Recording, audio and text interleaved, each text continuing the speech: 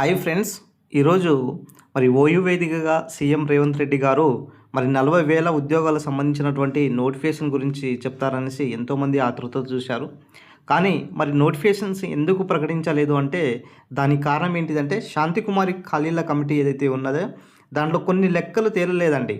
So Ponnam Prabhakar సార్ని కలిస్తే ఏమన్నారంటే కొన్ని లెక్కలు మనకు అవుట్సోర్సింగ్ అదేవిధంగా కాంట్రాక్ట్కి సంబంధించినటువంటి దాంట్లో కొన్ని లెక్కలు తేలలేదు. సో యాక్చువల్గా దీన్ని ఇవాళ అనౌన్స్ చేయాలనుకున్నాం. బట్ కాకపోతే కొన్ని లెక్కలు తేలలేని కారణంగా ఈ యొక్క ఖాళీలకు సంబంధించినటువంటి వివరాలను ప్రకటించలేదు. అందుకోసమే సీఎం గారు దీనికి సంబంధించినటువంటి ఏదైతే మీటింగ్లో ఈ విషయం గురించి ప్రస్తావించలేదు అనేసి చెప్పడం జరిగింది. అయితే ప్రధానంగా ఒయ్యూలో 1000 కోట్లతో జీవో నిధులు మంజూరు చేయడం జరిగింది. సో మనం చూసుకున్నట్లయితే ఈ ఉద్యోగాలకు సంబంధించినటువంటి విషయానికి వస్తే మాత్రము 40,000 ఉద్యోగాలు గతంలో నుంచే మనకు ప్రతి సభలో అనౌన్స్ చేస్తూనే ఉన్నాం. 40,000 ఉద్యోగాలు ఇస్తాము, మీరు ప్రిపరేషన్ను కంటిన్యూ చేసుకోండి, ఏదైతే ఎలక్షన్స్ ఉన్నాయో దాంట్లో మీరు వెళ్ళబాకండి, చదువుకోండి, టైం వేస్ట్ డబ్బులు వృధా చేసుకోబాకండి అనేసి చెప్తూనే ఉన్నారు. కానీ ఈరోజు జాబ్ క్యాలెండర్ను ప్రకటించకపోవడానికి కారణం ఏంటిదంటే శాంతికుమారి గారి కమిటీ రిపోర్టు ఆధారంగానే ఖాళీలను జాబ్ క్యాలెండర్లో పొందుపరుస్తామనుకున్నారు. కానీ వాస్తవానికి ఈరోజు ఈ ఖాళీల కమిటీ ఏమైందంటే కొన్ని లెక్కలు తేలలేనందు కారణంగానే ఇక్కడ మాత్రము ప్రకటించలేదు. సో మనకు ఈ 2026 సంవత్సరంలో ఖచ్చితంగా నోటిఫికేషన్స్ వచ్చే అవకాశం ఎక్కువ కనబడుతుందండి. సో మీరు ఎటువంటి డిసప్పాయింట్ కాకుండా మీ ప్రిపరేషన్ను కంటిన్యూ చేసుకోండి. ఖచ్చితంగా నోటిఫికేషన్ ప్రభుత్వము ఖచ్చితంగా 100% ఇచ్చే అవకాశం ఉన్నది.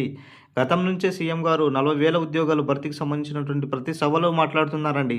గుర్తుపెట్టుకోండి, ప్రతి సభలో త్వరలో 40,000 ఉద్యోగాలు భర్తీ చేస్తాము అనేసి చెప్పడం జరుగుతుంది. మంత్రివర్యులు కూడా చెప్పడం జరుగుతుంది. కానీ ఈరోజు అనౌన్స్ చేయనంత మాత్రాన నోటిఫికేషన్స్ రానట్టు కాదు, నోటిఫికేషన్స్ రానట్టు కాదు, ఉద్యోగాలు ఇవ్వనట్టు కాదు. నోటిఫికేషన్స్ అనేది కొన్ని కారణాల వలన ఆగిపోయినాయి అంతే. ఈరోజు కొన్ని కారణాల వలన ఆగిపోయినాయి తప్ప మిగతా ఏం లేదు. కాబట్టి ఈ కమిటీలకు సంబంధించినటువంటి కొన్ని లెక్కలు తేలకపోవడం వల్లనే ఈ యొక్క ఉద్యోగ ఖాళీలకు సంబంధించినటువంటి నోటిఫికేషన్ అయితే లేట్ అవ్వడం జరిగింది. ఖచ్చితంగా 2026లో గుర్తుపెట్టుకోండి, 2026 కొత్త ఏడాదిలో మార్చి వరకు మీరు ఉద్యోగ నోటిఫికేషన్ చూసే అవకాశం ఎక్కువ కనబడుతుంది సార్.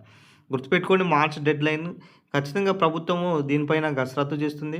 ఉద్యోగ నోటిఫికేషన్స్ ఇవ్వాలనేసి ఈ ప్రజాపాలనలో ఖచ్చితంగా ఉద్యోగాలు ఇవ్వాలన్న ఉద్దేశంతో ప్రభుత్వం ముందుకెళ్తుంది. ప్రతి నిరుద్యోగికి ఒక ఉద్యోగిగా మార్చాలన్న ఉద్దేశంతో ఈ ప్రభుత్వము సానుకూలంగా ప్రవర్తిస్తుంది. శాంతికుమారి కమిటీ ఏదైతే ఖాళీల కమిటీ ఏదైతే ఉన్నాయో, సో ఇప్పటికే ఇంటెలిజెన్స్ వర్గాలు పనిచేస్తున్నారండి.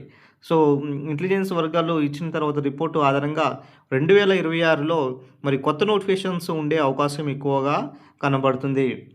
కాబట్టి మీరు ఎటువంటి డిసప్పాయింట్ అవ్వకుండా మీ ప్రిపరేషన్ను కంటిన్యూ చేసుకోండి. ఖచ్చితంగా నోటిఫికేషన్ అనేది 100% వస్తాయి. సో ఎవరు చెప్పినా కూడా ఏది అనుకోకుండా నిరంతరము కృషి పట్టుదల ఉంటేనే ఏదైనా సాధిద్దాము అనేసి ఈరోజు సీఎం స్పీచ్లో మీరు వినే ఉంటారు.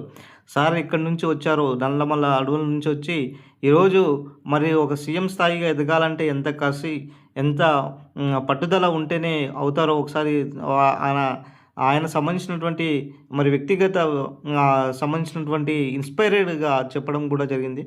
సో ఏదైనా సరే, సో విద్యార్థులు ఎటువంటి డిసప్పాయింట్ అవ్వకుండా ఖచ్చితంగా చదువుకోండి.